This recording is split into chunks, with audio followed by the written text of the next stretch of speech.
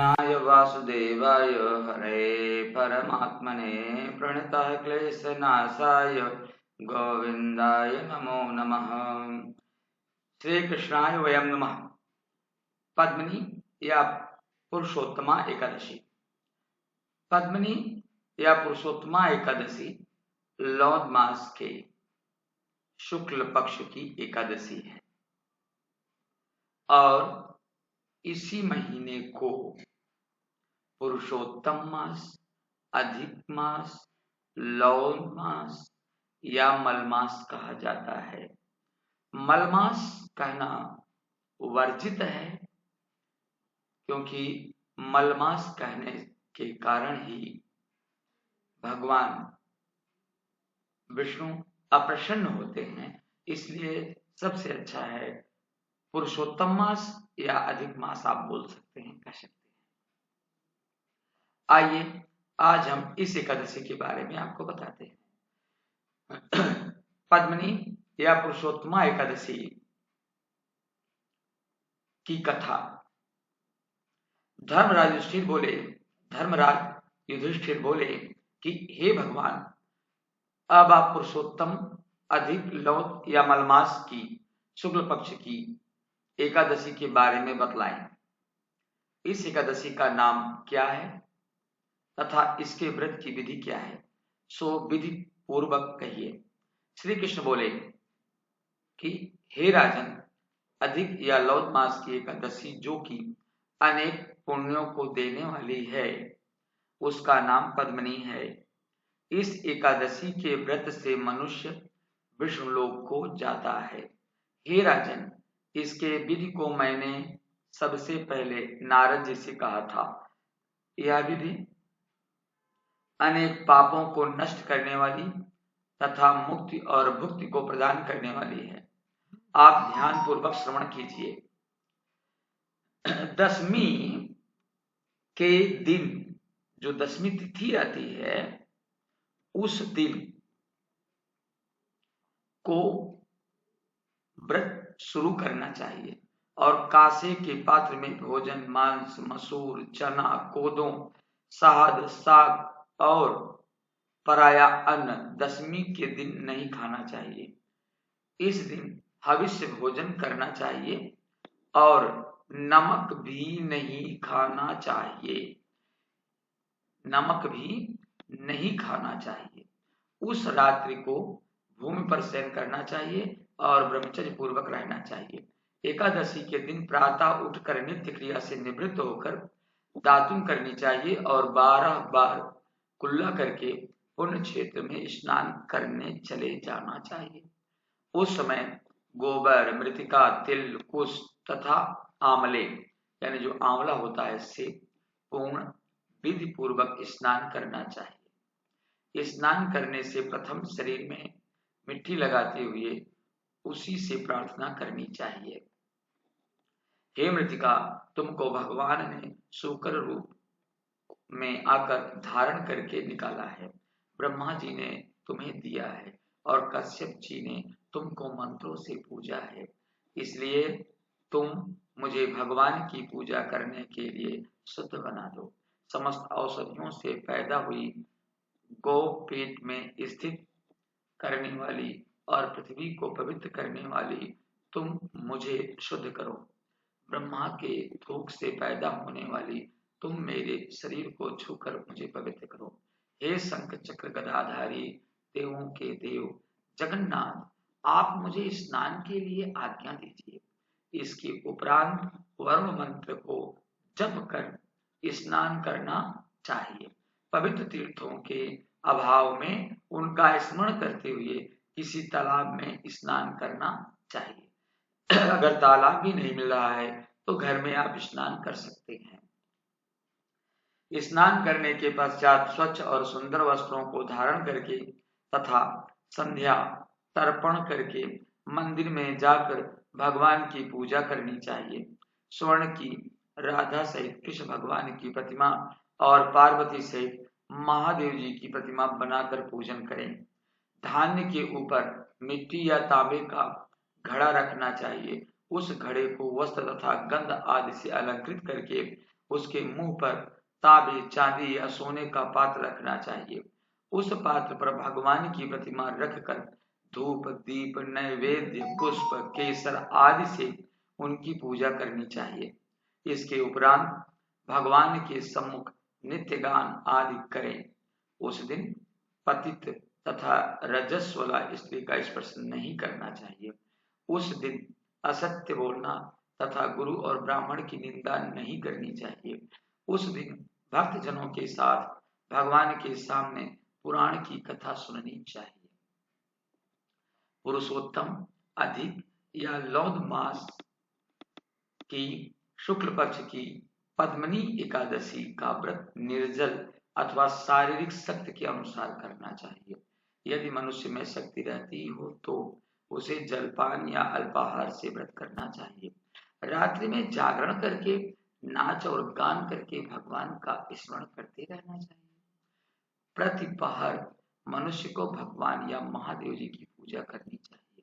भगवान को पहले पहर में नारियल, दूसरे पहर में बिल्वफल, तीसरे पहर में सीताफल, सीताफल का अर्थ होता है शरीफा, और चौथे पहर में सुपारी या नारंगी अर्पण करना चाहिए।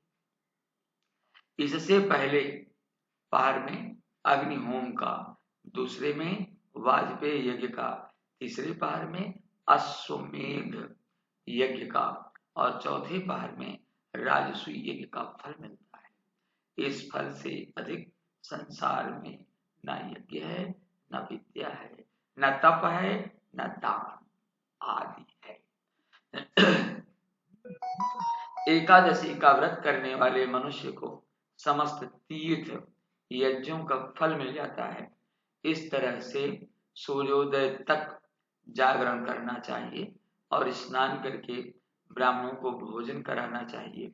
सब पदार्थ भगवान की प्रतिमा सहित ब्राह्मणों को देना चाहिए। इस प्रकार जो मनुष्य विधि पूर्वक भगवान की पूजा तथा व्रत करते हैं उनका जन्म सफल होता है और इस लोक में अनेक सुखों को भोग कर अंत में परम धाम को जाते हैं। हे राजन, मैंने आपको एकादशी के व्रत का पूरा विधान बता दिया। अब जो पद्मिनी एकादशी का भक्ति पूर्वक व्रत कर चुके हैं उनकी कथा को कहता हूं, ध्यान पूर्वक श्रवण कीजिए। यह सुंदर कथा पुलस्त जी ने नारद जी को कही थी या सुनाई थी। एक समय कार्तवीर्य अर्जुन ने रावण को कारागार में बंद कर दिया। उसे पुलस्त जी ने कार्तवीर्य को विनय करके छुड़ाया। इस घटना को सुनकर नारद जी ने पुलस्त से पूछा कि हे महाराज, इस मायावी रावण को, जिसने समस्त देवताओं सहित देवराज इंद्र को जीत लिया, कार्तवीर्य ने किस प्रकार जीता, सो आप मुझे समझाइए। इस पर पुलस्त जी बोले कि हे नारद जी, आप अब कार्तवीर्य की उत्पत्ति सुनो। त्रेता युग में महिष्मती नाम की नगरी में कृतवीर्य नामक एक राजा राज्य करता था। उस राजा के 100 स्त्रियां थीं। उनमें से किसी के भी राज्य का भार संभालने वाला योग्य पुत्र नहीं था। तब राजा ने आदर पूर्वक पंडितों को बुलवाया और योग्य पुत्र की प्राप्ति के लिए यज्ञ किए, परंतु सब असफल रहे। जिस प्रकार दुखी मनुष्य को भोग नीरस मालूम पड़ते हैं, उसी प्रकार उसको भी राज्य पुत्र बिना सुख देने वाला प्रतीत नहीं होता था। अंत में वह तप के द्वारा ही सिद्धियों को प्राप्त जानकर तपस्या करने के लिए वन को चला गया। उसकी स्त्री हरिश्चंद्र की पुत्री प्रमदा वस्त्रालंकारों को त्याग कर अपने पति के साथ गंधमादन पर्वत पर चली गई। उस स्थान पर इन लोगों ने 10 सहस्त्र वर्ष तक तपस्या की, परंतु सिद्धि प्राप्त ना हो सकी। राजा के शरीर में केवल हड्डियां ही रह गई। यह देखकर प्रमदा ने विनय सहित महासती अनसुईया जी से पूछा कि मेरे पतिदेव को तपस्या करते हुए 10 सहस्त्र वर्ष बीत गए, परंतु अभी तक भगवान प्रसन्न नहीं हुए हैं, जिससे मुझे योग्य पुत्र प्राप्त हो। इस पर अनसुईया जी बोली कि अधिक लौद मास में, जो कि 36 महीने बाद आता है, ध्यान दें 36 महीने बाद आता है लौद मास या अधिक मास या पुरुषोत्तम मास, उसमें 2 एकादशी होती है। इसमें शुक्ल पक्ष की एकादशी का नाम पद्मनी और कृष्ण पक्ष की एकादशी का नाम परमा है। उसके जागरण और व्रत करने से भगवान तुम्हें अवश्य ही योग्य पुत्र देंगे।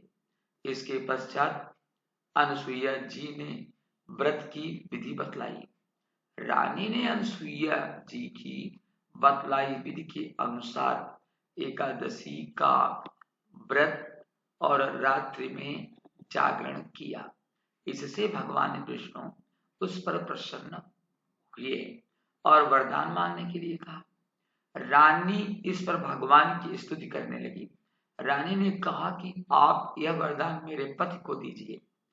प्रमदा का वचन सुनकर भगवान विष्णु बोले कि हे प्रमदे, मलमास या लौद मास या पुरुषोत्तम मास या अधिक मास मुझे बहुत प्रिय है, जिसमें एकादशी तिथि मुझे सबसे अधिक प्रिय है।